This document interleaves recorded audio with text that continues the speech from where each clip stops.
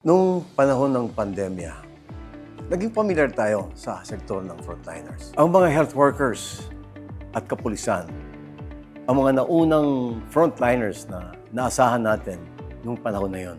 Ngayon, sa bawat araw, marami ng mga frontliners ang naaasahan natin. Mga barangay tanod, security guard, traffic enforcers, mga bumbero natin, mga emergency response team, at marami pang iba.